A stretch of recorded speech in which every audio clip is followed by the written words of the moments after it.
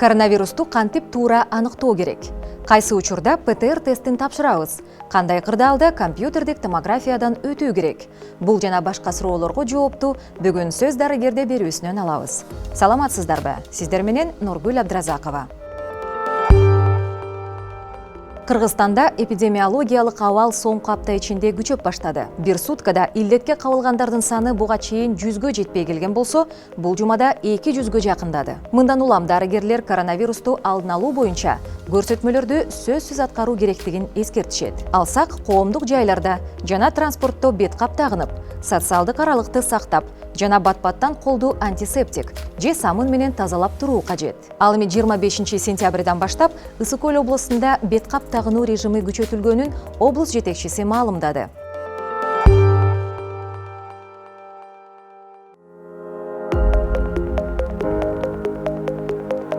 Бүткүл дүйнөлүк саламаттыкты сактоо уюму медициналык бет каптарды колду таза кармоо жана социалдык аралыкты сактоо менен катар колдонууну сунуштайт. Коронавирус илдети менен күрөшүүдө бет каптардын бир нече түрлөрү колдонулат.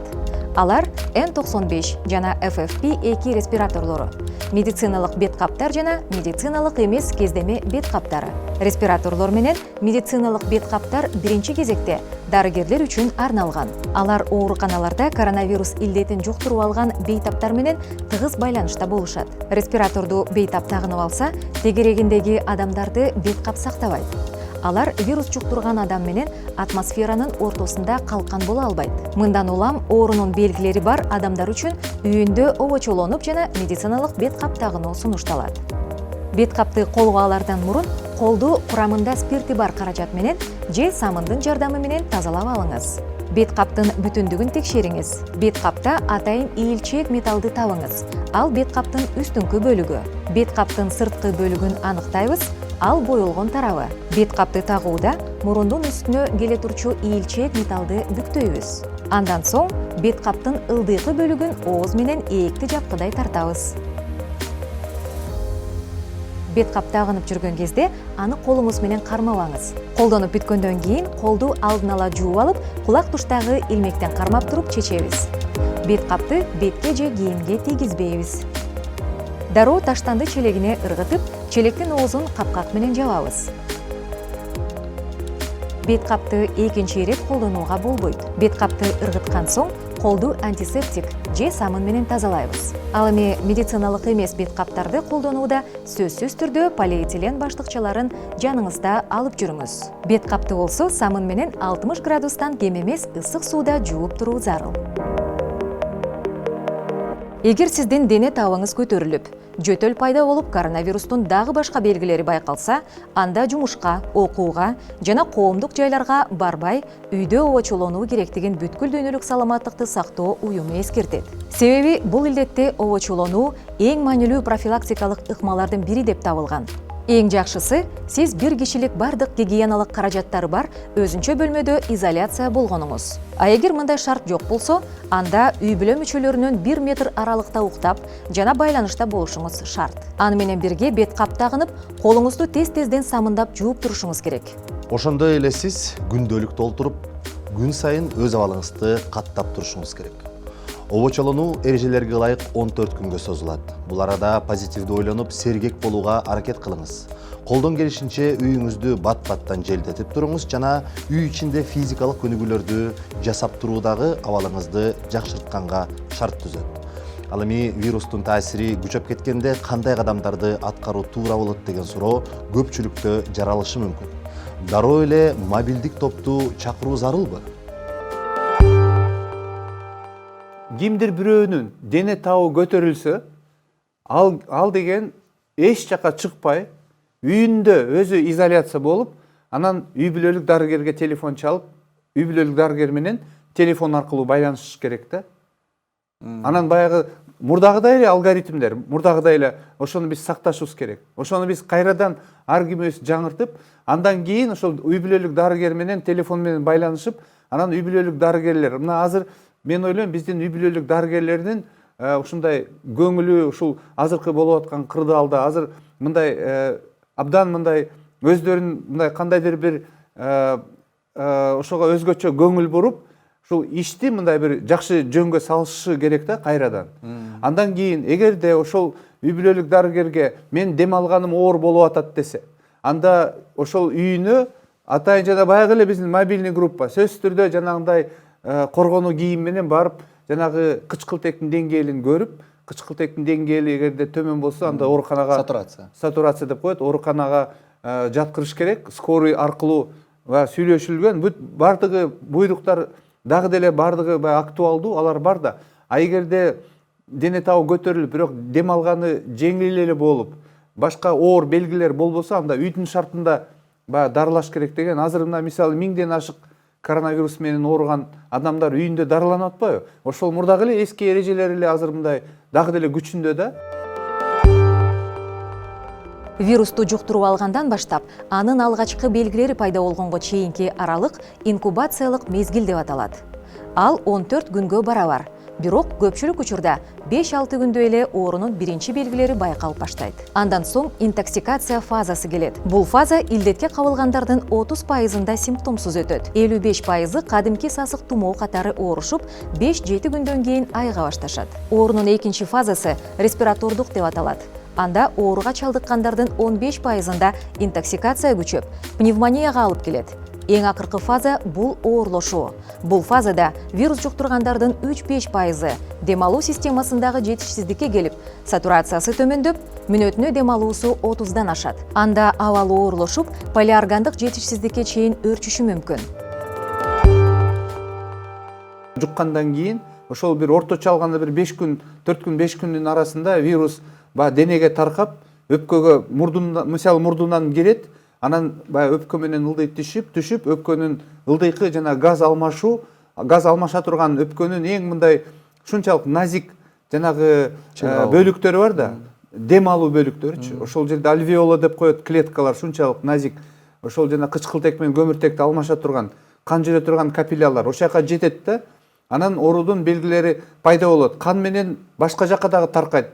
Мисалы мээге, жүрөккө, жалаң эле өпкө эмес, бүт кан тамырларды да сезгентет. Ошол бир 4-5 күндө анан ошол жана оорунун белгилери пайда болот да. Анан ошол баягы оорунун белгилери пайда болгондо бул вирус бүт денеге таркады деген мындай далил да. Эгерде дене табы көтөрүлүп баштаганда бул уже вирус бүт денеге таркады, көңүл буруш керек, дарыгерлерге кайрылыш керек. Анан керектүү баягы эгерде кайсы ыкмалар керек болсо, дарылоо ыкмалар, ошону колдонуш керек деген ушундай баягы чечим. Эми аны дарыгерлер кабыл алыш керек да. Буга чейин COVID-19-дун белгилери бар болсо деле, ПТР тести вирусту аныктабаган учурду көп эле кезиктиргенбиз. Мындай жыйынтыкты уккандар эл менен аралашып, профилактика эрежелерин сактабай башташкан. Бирок бир жолу тест тапшырып, менде вирус жок деген жаңылышты кой. Себеби ал мурун менен ооз көңдөйдө ар дайым тура бербейт. Көбүнчө биринчи симптомдор пайда болгон кезде вирус бүткүл организмге тарап кеткен болот. Андыктан ПТР тестин тапшыруудагы эрежелерге көңүл буруп, алдын ала кеңештерди алып, анализди туура тапшырсаңыз, жыйынтыгы да ошончолук так болот. ПЦР бул полимердик тизмектүү реакция. Тест вирустун РНК-сын аныктайт. Жөнөкөй тил менен айтканда, организмде вирустун бар же жогун билүү. Аталган ыкма COVID-19-ду аныктоодогу эң так ыкма болуп саналат. Вирус жуктуруп алуудан баштап алгачкы белгилерди пайда болушуна чейинки аралык 14 күн. Бул аралыкта ПЦР тестин бир нече жолу тапшыруу сунушталат. Бейтап менен байланыш болуп жуктуруп алуудан 5 күн өткөндө гана биринчи анализди тапшыруу керек. COVID-19-ду аныктоо үчүн материалдарды кантип алышат? Биздин өлкөдө анализди ооз көңдөй менен мурундан алышат. Анализге даярдык аны тапшырууга 6 саат калганда башталат. Алгач дары-дармектерди ичүүнү токтотуу керек. Анын ичинде мурунга тамыза турчу тамчылар, жууй турчу суюктуктар жана майздар дагы бар. Анализге 3-4 саат калган кезде тамактанууга, тишти жууп, оозду чайкоого тыюу салынат. Ошондой эле сагыз чайноо жана тамеки тартууга да болбойт. Ал эми анализдин алдында ооз көңдөйдү жыттан арылта турчу каражаттарды колдонуу сунушталбайт. Тестти тапшырганга чейин бейтап мурунду тазалап алышы керек. Аталган талаптарга ылайык ПЦР тестин таңкы убакытта, уйкудан ойгонгон соң тапшыруу сунушталат. Ковид пневмониясынын пайда болгонунун алгачкы белгилери. Ковид пневмониянын пайда болгонун алгачкы белгилери, эгерде дене табы көтөрүлүп, оорунун белгилери пайда болду. Анан эгерде ошол адамда мисалы дем алганы оор болсо, баягы дем алганым оор болуп атат деп, андан тышкары мисалы сатурациясы эгерде 93төн төмөн болсо, анда биз мисалы жанагындай рентген текшерүүдөн өткөрбөй эле, компьютер томографиясынан өткөрбөй эле ушул ооруган адамда пневмония бар болуш керек деген ушундай неме пайда болот да, ой пайда болот. Демек, анткени жанагы кычкылтек төмөндөйт, эгерде ошол жанагы өпкөдөгү дем алуу бөлүктөрүндө сезгенүү пайда болсо, эки өпкөдө. Ал сезгенүү, дем алуу жанагы бөлүктөрүнүн сезгенүүсүн биз пневмония деп айтабыз да. Пневмония деген бул ошол жанагы газ алмашуу бөлүктөрүнүн өпкөнүн сезгенүүсүнөн пайда болот да. Демек, ошол көргөзгүч дем алган оор болуп, сатурация төмөндөсө, сөзсүз түрдө мисалы биз дарыгерлер, үй бүлөлүк дарыгерлер, ошол эле эмчи айымдар, же болбосо ошол эле баягы ооруган адамдын жакындары ошол белгилерди көрүп турса, өпкөдө сезгенүү пневмония пайда болушу өтө ыктымал деп, сөзсүз түрдө тез арада ооруканага алып барып жаткырыш керек да, жана тез жардамды чакырып, анан эми ал жерде бүт жана эле алгоритм менен алар өздөрү жана ооруканага алып барып жаткырышат да, керектүү бүт жардамды көргөзүшөт. Азыр ошол биздин тез жардам, биздин үй бүлөлүк дарыгерлер, башка дарыгерлер буйруса, мындай абдан мындай жакшы окутуу баягы жумуштар болуп атат. Тынымсыз күнүгө азыр окутуу жүргүзүлүп атат да. Даярдыктары жакшы, мен ойлойм жардам сөзсүз түрдө беришет. Ошол ковид пневмониясы менен биз көнгөн жана жөнөкөй илгерки пневмония дейинби, классикалык пневмония дейбизби, кандай? Экөөнүн принципиалдуу айырмасы эмнеде? Экөөнүн принципиалдуу айырмасы мындай да, жана ковид пневмониясы ал деген мындай, кандай десем, оорураак болот, көбүрөөк адамдарда оор болуп, анан мындай бат күчөйт да. Тез өрчүйт, э? Тез өрчүп кетет. Мисалы, бүгүн пневмониянын белгилери пайда болсо, бир 2 күндөн кийин өтө оор акыбалга алып келип калышы мүмкүн да. Мисалы, бүгүн пневмония башталат, өпкөнүн бир мындай бир кичине эле бөлүгүндөчү. Бир күндөн кийин ошол 50%тан көбүрөөк жерге таркап кетиши мүмкүн.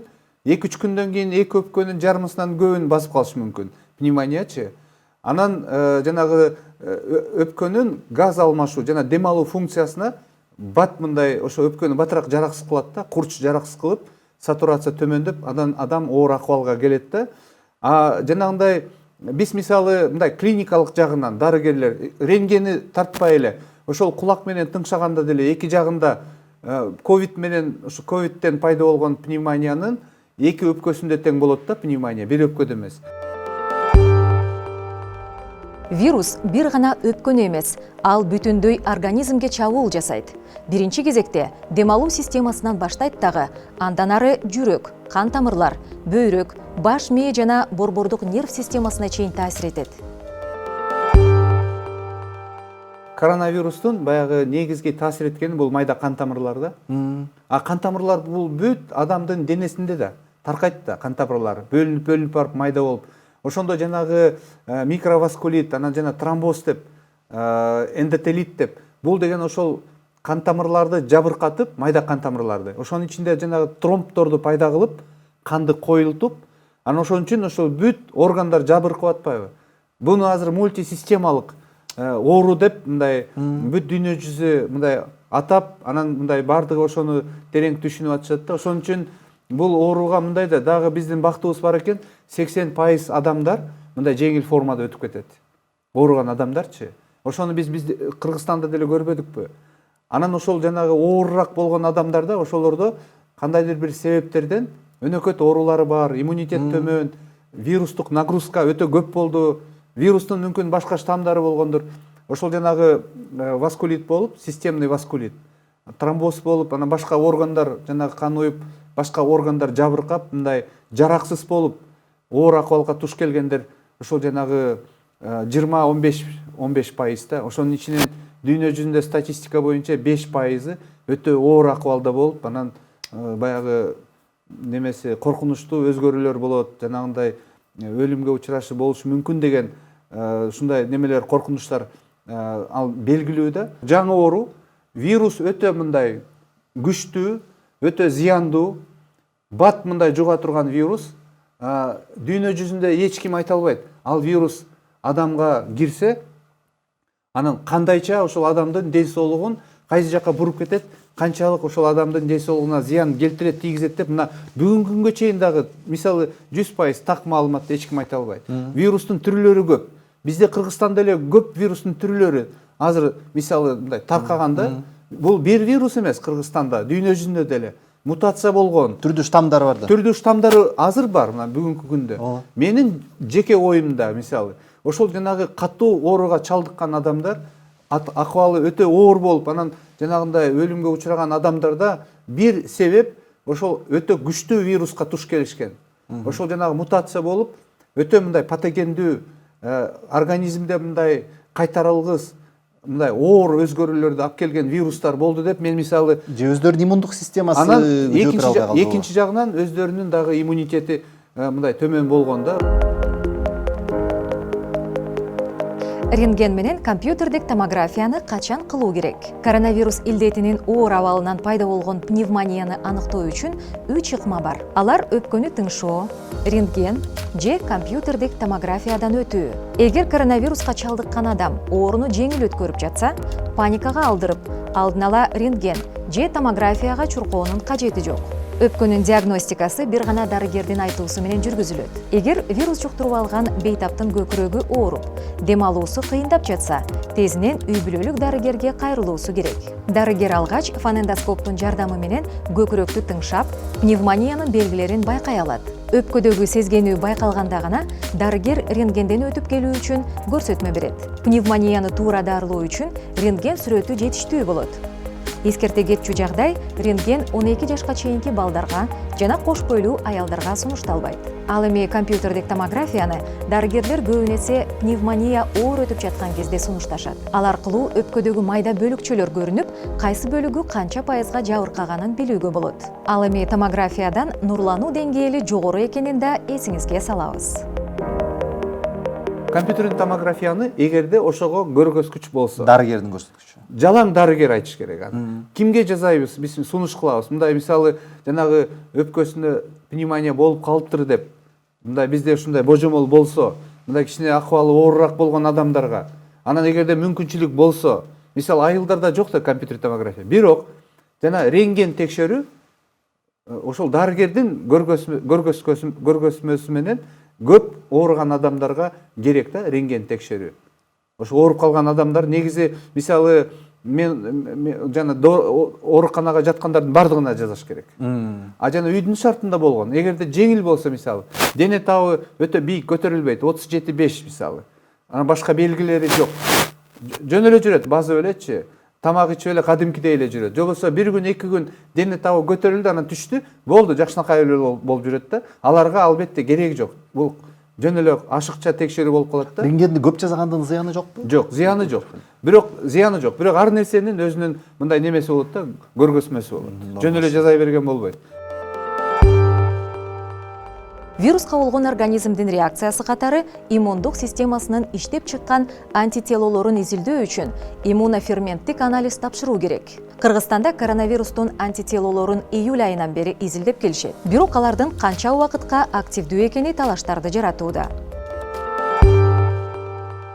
COVID-19 менен ооруп айыккандар канча убакытта антителолор пайда болот? Антителолор ооругандан кийин эле пайда болуп баштайт. 4 айда эң жогорку деңгээлге жетет антитело, анан ылдый төмөндөп баштайт. Бирок ооруган адамдардан мисалы кийин антителонун ошол жанагы деңгээли нейтрализующий антитело деп коет. Ошолордун деңгээли мындай өтө төмөн болсо деле иммунитет жок деп айткан туура эмес да. Анткени ар бир адамдын антителолору бара-бара төмөндөйт да. Бирок ар бир ооруган адамда иммундук клеткалардын эсинде калат бул вирус. Мутация болсо деле, эгерде вируска чалдыгып калса, сөзсүз түрдө жана антителолор көтөрүлөт. Демек, дайыма боло бербеш керек да, антителонун деңгээли бийик. Канча айдан канча айга чейин болушу мүмкүн антителолор? Сакташ мүмкүн? ошол жанагы мисалы азыр мындай маалымат бар, ушул иммунитет 1,5 жыл 2 жылга чейин сакталат деген ушундай баягы немелер бар да. Мен 2 ай дегенди да окугам да. Кай бирлеринки 2 ай болушу мүмкүн, 2 айдан кайра ооруп калышы. Жок, алар эмненин негизинде жыйынтык кылып атат. Баягы антитиланын деңгээлин текшерип атат да. Анан 2 айдан кийин антитилалардын деңгээли төмөндөп кетип атат. Анан ошондой жыйынтык кылып атышат да, өтө жөнөкөй жыйынтык. Иммунитет жок депчи. Бирок ошол эле адам эгерде коронавирус кайта туш болсо, мисалы контакт болсо коронавирус менен, антитилалары көтөрүлөт. Анткени антитиланы чыгара турган клеткалар бар, иммундук клеткалар. Мисалы жанагы атайын жанагындай сторожевые клетки деп коет. Караулчу клеткалар бар да, иммунный клеткалар, Т-клеткалар, армия. Алар чекте турат, чек арада. Жанагы коронавирус киргенде эле алар ошону тааныйт, эсинде бар, маалыматты жанагы антитиланы чыгаруучу клеткаларга берет. Б клетка деп коет, Б лимфоцит. Алар антитиланы чыгарат, анан жана коронавирусту нейтрализация кылат. Бирок муну менен биз 100% коронавирустан сактанабыз деп айта албайбыз. Себеби алдыда сезондук састык тумоо келе жатат. Андан башка дагы көптөгөн вирустар планетанын булуң бурчунан келүүдө. Демек, вирустун келип кетишин көзөмөлгө алуу мүмкүн болбойт. Андыктан дарыгерлер алдын ала сасык тумоого каршы вакцинаны алуу керектигин белгилешет. Бул учурда сиз ден соолугуңузду тобокелге салбай сактап каласыз. Анын үстүнө иммундук система алсыз болгон кезде коронавирусту жуктуруп алуу мүмкүнчүлүгү жогору болот эмеспи?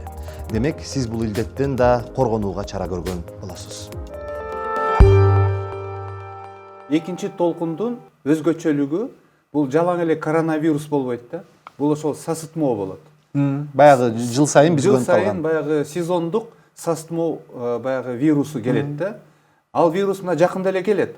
Аны биз келтире албай койбойбуз. Ал дүйнө жүзүндө жыл сайын ушул октябрь, ноябрь, кышкы мезгилде, ноябрь где декабрда башталат да.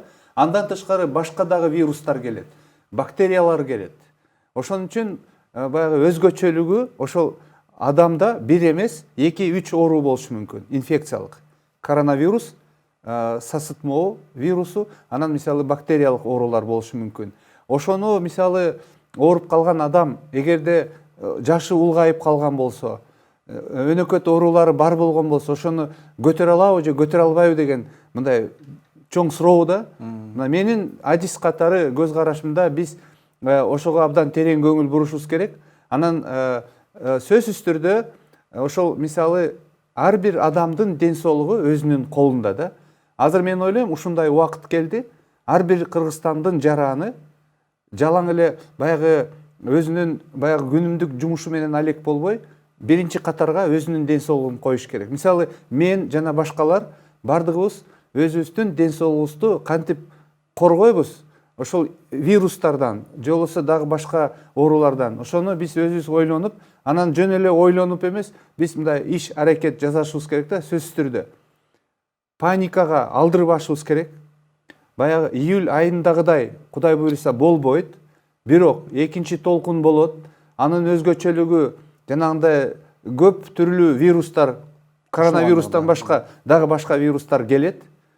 Анан ошон үчүн баягы тартипти абдан бекем кармап. Тартип дегенибиз бул бет кап, бул дистанция. Азыр мисалы, азыр тилекке каршы коронавирус болбогон сыяктуу көрүнүштөр да, эшикте. Азыр кафе, ресторандарда, тойлор, баягындай ар кандай чогулуулар, ортолук дистанцияны сактабагандык, бет капты такпагандык, колду жууганды да көрбөй калдык көп.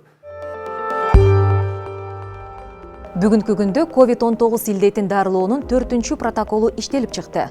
Аны өлкө ичинде кеңири жайылтуу үчүн бардык профилдеги дарыгерлерден турган мультидисциплинардык топ түзүлгөн. Аталган командалар ар бир регионго барып, окутуу иштерин жүргүзүшөт. Коронавирус илдетинин 2-чи толкунуна болгон даярдыктар октябрь айынын аягына чейин уланмакчы. Ал эми вирусту дарылоо жолдоруна биз кийинки берүүдө кеңири токтолобуз. Бул сөз дарыгерде программасы болду. Көрүшкөнчө саламатта болуңуздар.